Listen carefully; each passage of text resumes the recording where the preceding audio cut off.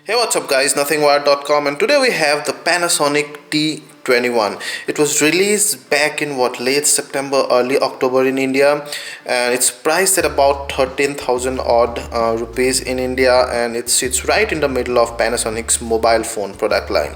So we're gonna quickly do a review here. We're gonna show you what's in the box, we're gonna show you the hardware, the user interface, apps, performance, and hopefully at last together we can decide whether this phone is worth your time and money. So let's get started.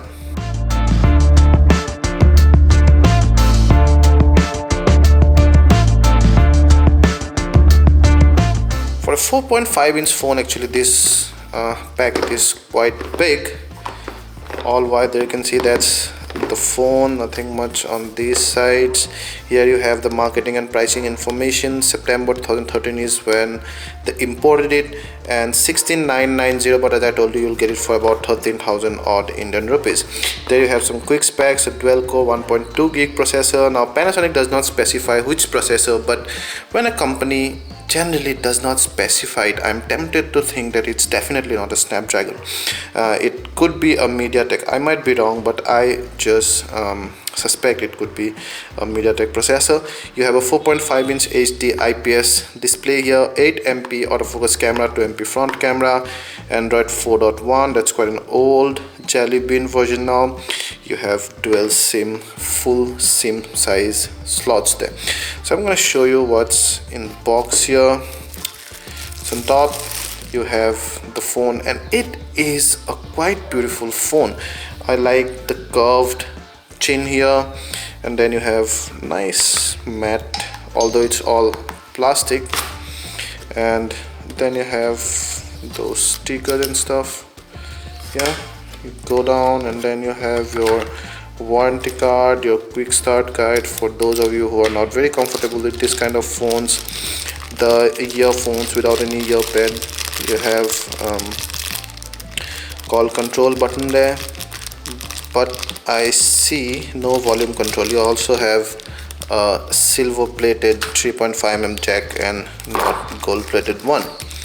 Then you have your micro USB 2.0 cable. There was another sticker stuck somewhere, and then you have the round pin wall adapter.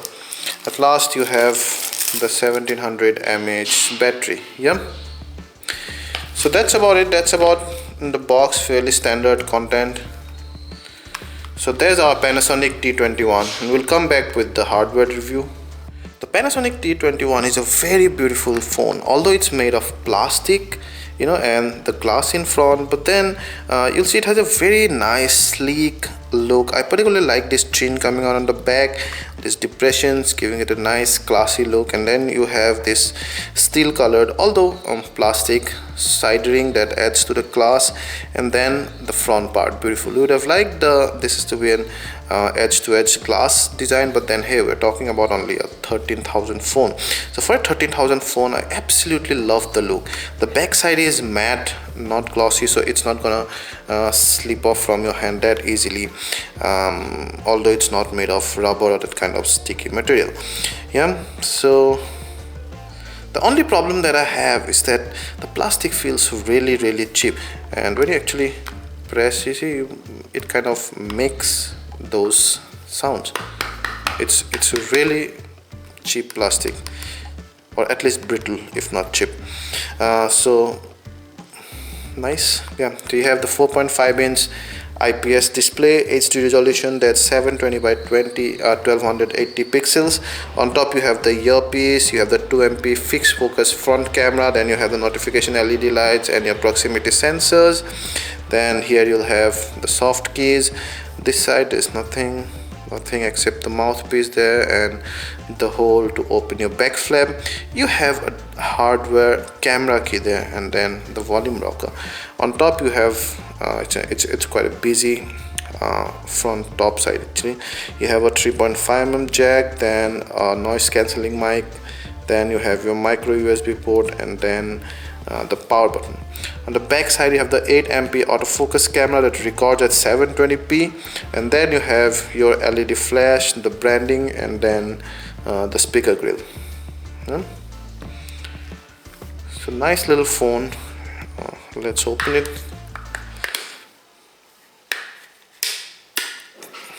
here. And then you have the back side, 2 full SIM card slots, this GSM plus WCDMA, GSM only.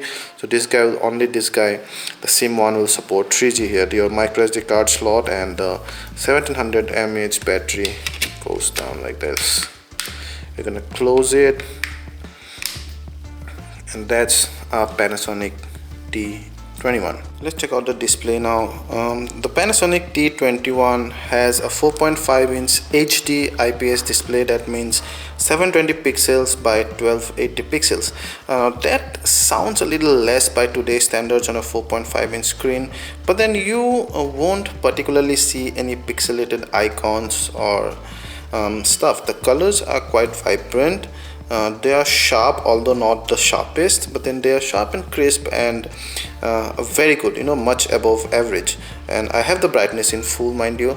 Let's go and check out the camera app, and there you can see there is no zagged ends, because if the screen has a low resolution, then the pixels will have to make out that round lens part, and because there are not enough pixels, so you see jagged ends on the round. So you do not see that here.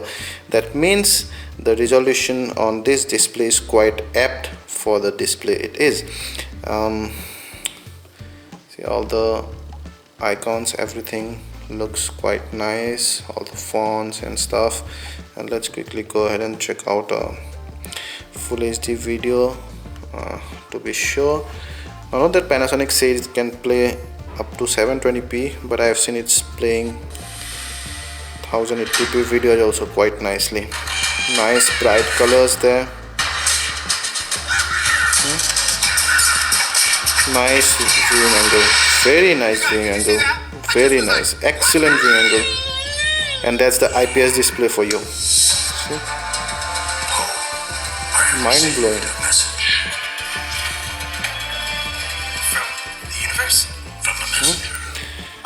Very dark, no discoloration, no fuzziness. Yeah, those reds are perfect, the hues. Yeah, this metallic shine on the green, it's nice. Cool. So all in all, a very good display. Only that the shortcut keys are right at the display, so it's not exactly a 4.5-inch display, mind you. This space goes unused. So a very satisfactory display. Now let's check out the user interface. The T21 is powered by Android 4.1.2. That's the lock screen. Panasonic's own lock screen is a bit different from others, and you're supposed to go here to unlock the screen, and you're supposed to open these applications when you drag them to their respective sites. But then even when I drag it, let's say up to the camera, it does not actually open the camera. And that's a nice switch off animation like TV.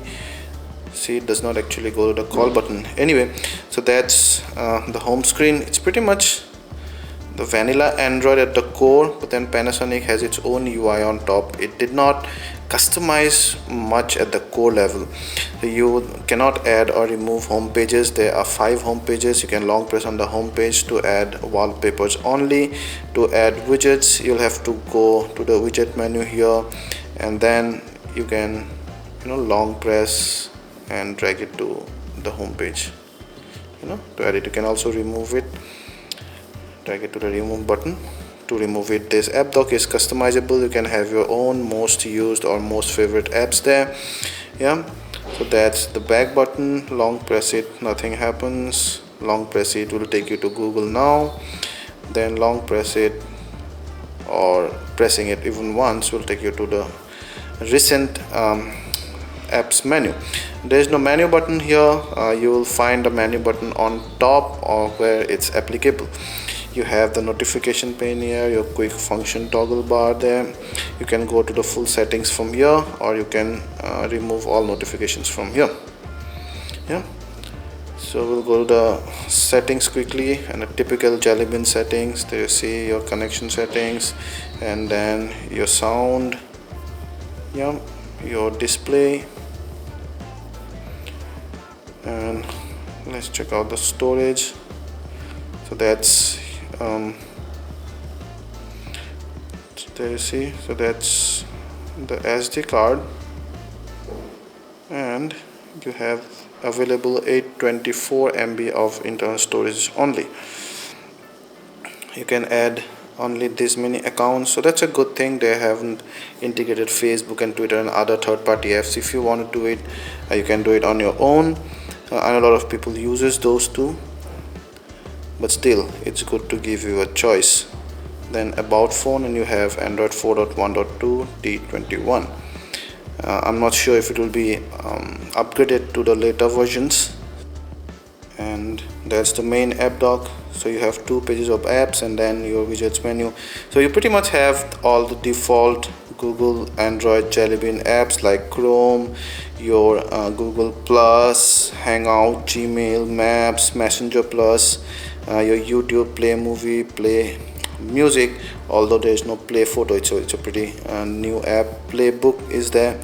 And then you have vanilla default Android tools apps like browser, your camera, gallery. They're almost the same.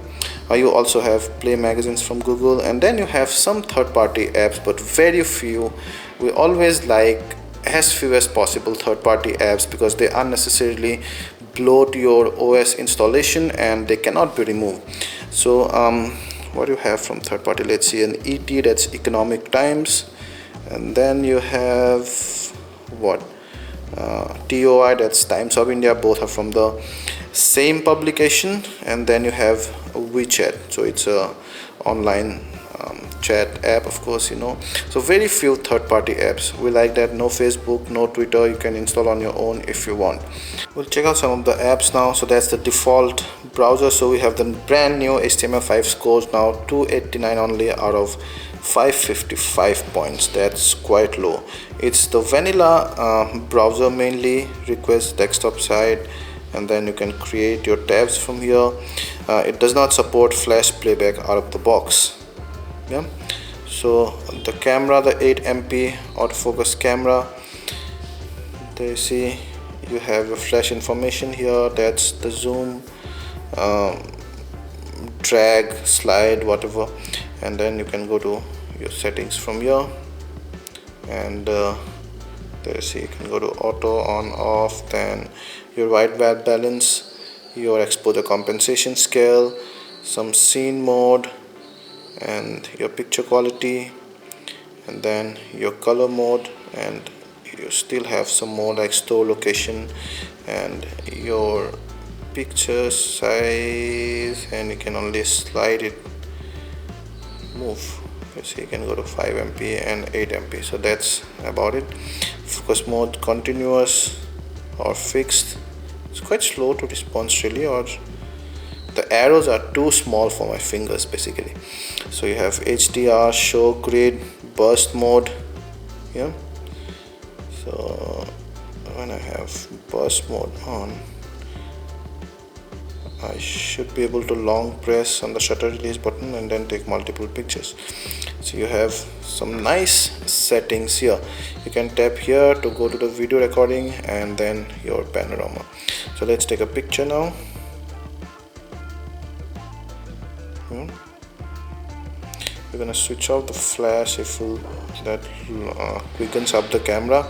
So yeah, not bad for a 13,000 or about $220 camera or phone that has a camera. There you see.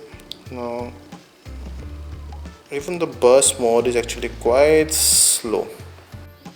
The photo and video quality are decent for a camera phone with good enough detail at this price range. Hue and saturation are just about fine. However, the camera shakes under low light because of probably lack or less image stabilization properties. So you gotta make sure that your hands are absolutely still, otherwise the photos will come blur. The video showed just a bit of fuzziness, but apart from that they are with fine details under enough light.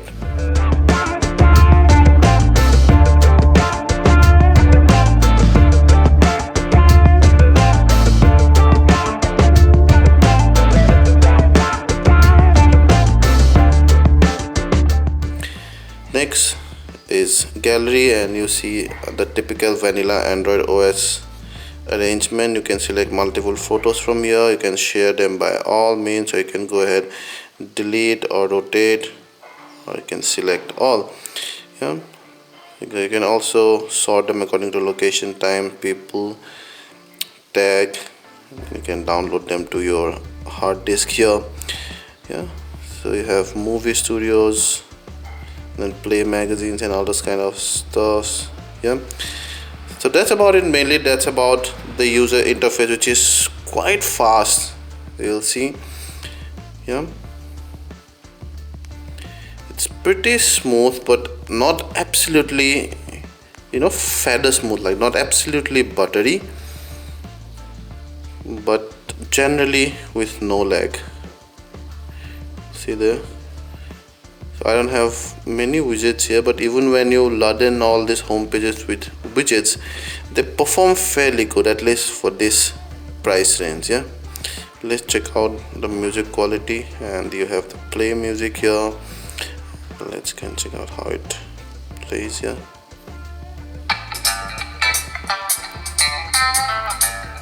So that's about the full volume. There's it's your speaker.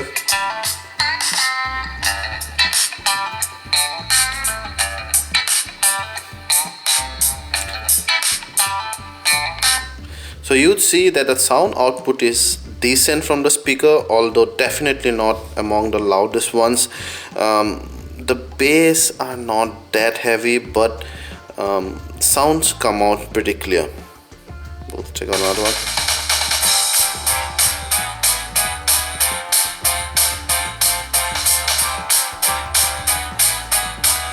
So you can see the sounds, the notes are fairly clear, but not very bassy.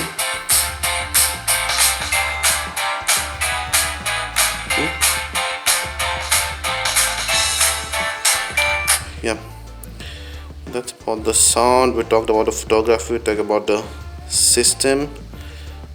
Let's talk about some gaming. Let's do some gameplay on the T21, and we'll start with Temple Run 2, which is a fairly easy game in terms of graphics and textures. So it shouldn't put much pressure on the GPU, and we should be able to play this quite conveniently on this device. There is no frame loss. It's fast enough, responds nicely to my swiping, no lag whatsoever, which was expected. Yeah, pretty cool. Absolutely no lag.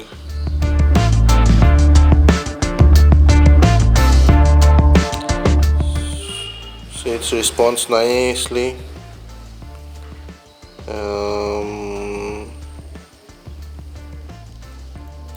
Very good. Yeah, so very smooth gameplay overall.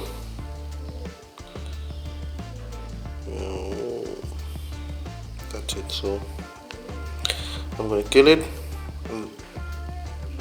Next we'll play Fruit Ninja, and we'll see if the T21 breaks any sweat. It's pretty fast, smooth, responsive. 3 fruit combo, absolutely no problem. 4 fruit combo, absolutely no problem.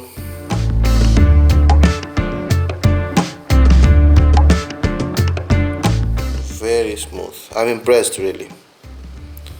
Considering the cost of the device, it's been playing all this, even though not very heavy games, very comfortably.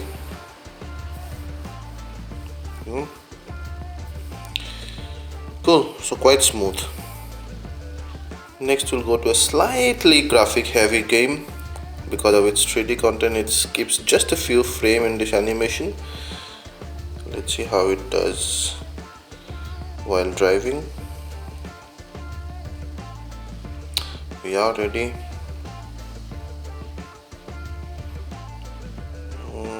Pretty smooth till now, and responds instantly to my swipe or to my touch. There you see,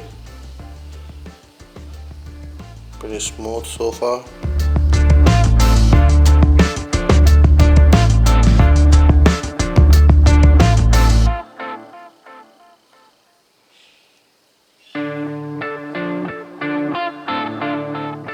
Nice.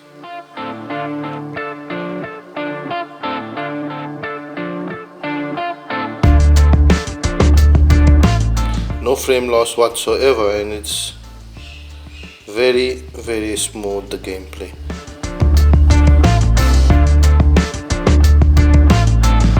Splashes are nice. Yeah, so no problem in this game as well. Now check out some of our benchmark scores.